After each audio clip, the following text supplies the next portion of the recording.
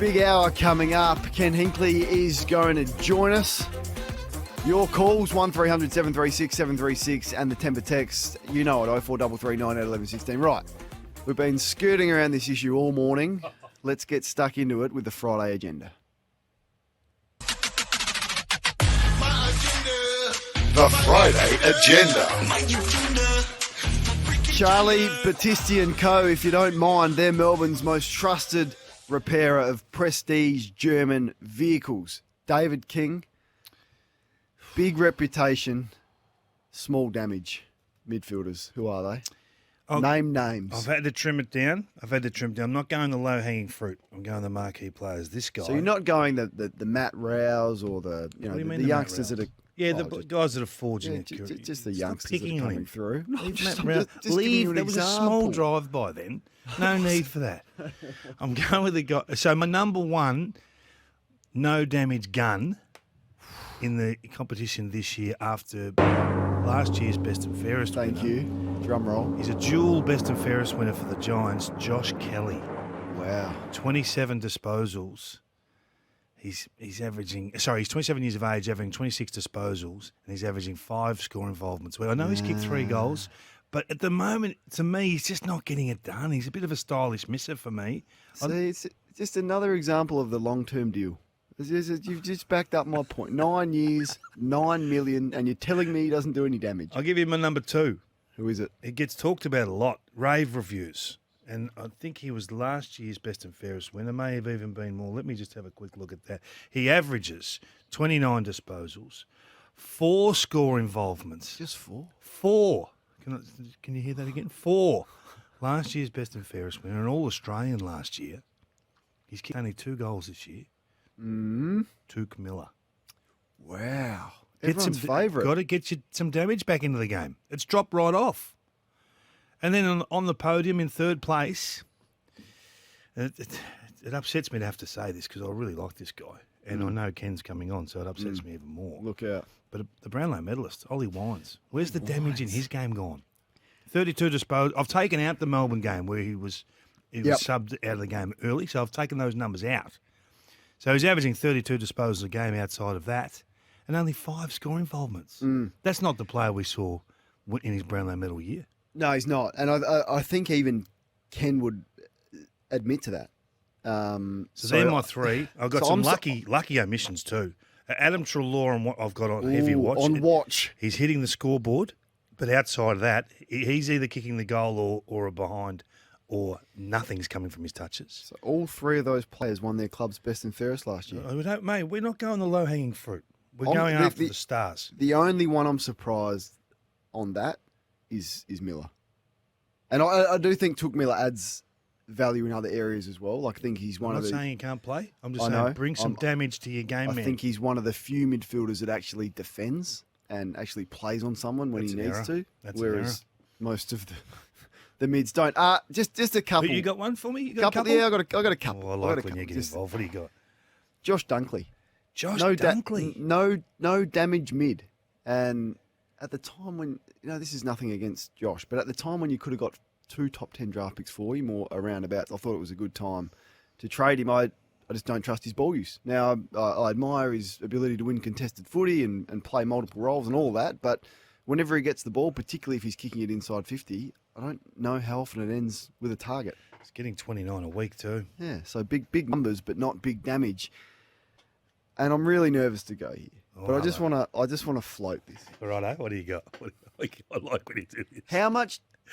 How much damage at the moment this year? So your rankings are right now at the moment. How much damage is Sam Walsh doing at the moment? Oh, he's gone there again. 34 a game. I think we all.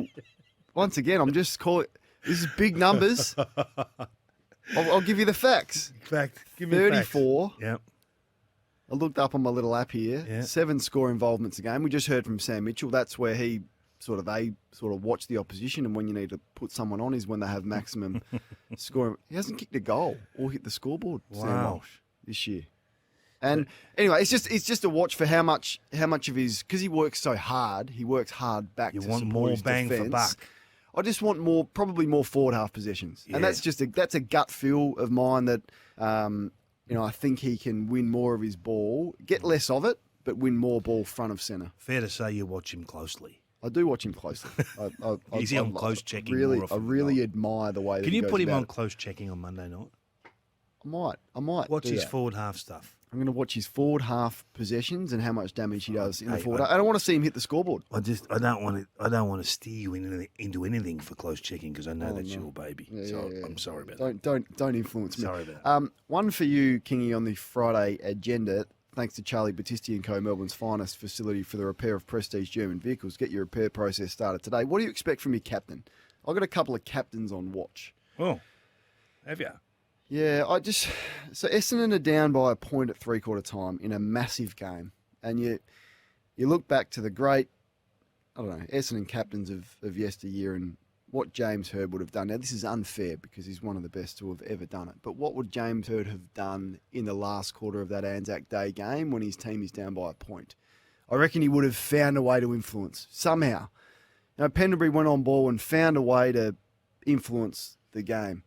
Now, Dyson Heppel is either physically incapable of doing that or they're playing him in a position that he's not suited to do that. Because I look at, he probably had 4 kicked on him from a 10-gamer, Dyson Heppel. And now, as I said, maybe with the injuries that he's had and with the age and with what they're asking him to do, maybe just physically, he's giving absolutely everything he's got, but physically he's incapable of influencing games. 19 possessions, 4 contested, floating around half-back. And had probably had 4 kicked on him from a 10-gamer. So what do you expect? I expect my captain to influence in some way, and I'm not seeing that from Dyson at the moment. Yeah, great call. So in the Essendon versus Brisbane game, do you remember that game? Essendon started really well, then Brisbane decided to tag Merritt. And I suggested, did commentary, I was on the boundary that day, and I threw up to the boys, is it time to throw Heppel on ball? Just for 5 minutes, given that his know-how and the fact that the other midfielders see the captain walk in there. Okay, Definitely. we're in crisis here. Yes. And it's not so much what does he do, it's what does he demand. So I love the move of Pendlebury on last Monday afternoon. Craig Mcrae, this is why his finger on the pulse at the moment with the game. He has them eating out of the palm of his hand at Collingwood right now. And now they're saying, gee, how good a move's that? Okay, I wonder if I get my opportunity. I've got to be ready for my opportunity if he throws it to me. So Nick Dacos will be thinking, you know what, I want that to be me next time. That's the way they think, these guys. So you get a response out of the whole group. I was disappointed that day that Dyson didn't get thrown in. And I wonder if if Ben Rutten is looking at that game going, gee, that's something I've never done. So Mcrae's done it and I have done it. Why haven't I? Yeah. You got to explore everything as a coach. So it's not just a C next to your name. Now, you're fortunate to have played with probably I would think, as an observer, the most influential on-field captain that I've ever, like the ability to influence. Hird was great. What Selwood did against Collingwood in that last quarter wasn't, I think he had 5 touches in the last quarter when they came from 37 points down. His presence on ball, Joel. So, and Nankervis is the other one I'm watching as well. Now, most free kicks in the comp against. I want influence from my captain. I don't want the oxygen sucked out of the game by a captain giving away a sloppy free kick. So it's just a one that to understand how important the role is. I've been critical of Tom Jonas at times for his discipline as captain for Port Adelaide and sloppy free kicks against and not having the impact that you need. Next week, this is a chat for next week. We're going to have a look at the new half-back flankers in the comp. Guys that have left the midfield to go to half-back flank and how they've gone. Well, you're big on Zorko. You said it's the move of the year. And Not all of them have worked though. Not all of them. Already Josh Kennedy's out of there. Yeah. Dyson Heppel's on watch. Yep. I really think he's on watch. Pendlebury's up in the air, I reckon. Yeah, just not having the impact. Like you put them back there thinking they're going to get 25 to 30 a week and set you up through corridor. Hasn't happened. So let's put that on for next week. Just one more from you. You wanted to quickly speak about the ruck injuries and how you've seen the debate this week. I had a good chat with Corey McKernahan, as I like to call him. Corey McKernahan, he hates that. You've used that twice. Yeah, I know because he hates it. And he's explaining to me, I don't understand the ruck situation at all. I've got no idea about it. But he's telling me that once the opposition ruckman knows where you're coming from, with a high level of surety, he can make contact almost bang knee on knee. He can almost say Pinpoint it. almost pinpoint it. Right. Not pinpoint's a bit strong, but in the general vicinity, once he knows where Ruckman's going to jump from, that he could make contact with the rough area that you're looking for to cause serious damage at will. Now, if that's the case, and we see fellow Ruckman hurting fellow Ruckman at the moment, and they're out for 3 months, it's a significant injury. If that's the case, we have to do something. Now, if What do you do, Kingy? Well, then it's a jump ball. Then it's basketball. No, but you've got the ability to finish someone's next 3 months with a high level of high percentage. Do you think it's an overreaction? It's happened. I mean, it's happened over the journey, and since the rule changes, the incidents have been far less. Have to make change. On the back of just two. On the back of one bad weekend. We made the nominate third man up off the back of one injury. One injury. Was it Aaron Sandlands in Perth when he got kneed in the back? And probably the slide-in rule was on the back of one as well. Was that Gary Rowan? It was Lindsay Thomas, was it? Or was it Lindsay Thomas? Was Gary Rowan on the end of it? He was on the end of it, I think, yeah. On his leg injury. So you probably, I wonder whether that's an overreaction. How many before you make change then? Well, I don't know how I don't know what the solution is. I don't want to see a jump ball.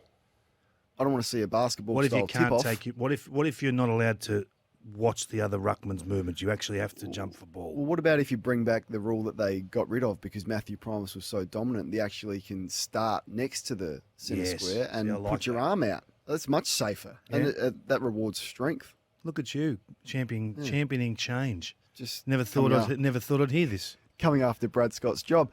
Let's get to our sports bet update with our man Nath. Oh, we just got to hold on for a second. I just jumped the gun there. That was a Friday agenda. How did he go last week? Did he get it again? I think I'm just looking at my notes. This is here. embarrassing us. Wasn't forefront of my mind. You just have to tell me. We lasted 5. Yeah, he did get it. We lasted 5 weeks. You lasted 4. I lasted 4, and you were very cocky about it. I was hoping to last at least another 2 or 3, just so I could really lap it up. Really rub it in. Didn't even last one more. I know. So we'll get to him in a tick. So can I raise another little discussion point? Just content. You just bring content. So we've changed all these rules at AFL level so they filter down, right? So the respect or dissent and all this sort of stuff. And then someone sent me and you on Twitter last night the Riley Black incident, Mernda versus I think it's Lorimer. Okay. Where I'm too scared to check my Twitter notifications, so I haven't seen it. So you have to tell me about it. I don't think today's a good day for you to start. Okay. Right. He elbowed a guy in the back of the head. He concussed the guy. He's gone to the tribunal. He's got 6 weeks. Is 6 weeks enough for deliberately running up and elbowing someone in the back of the head at any level? No. If that happened at AFL level, it'd be 12 weeks.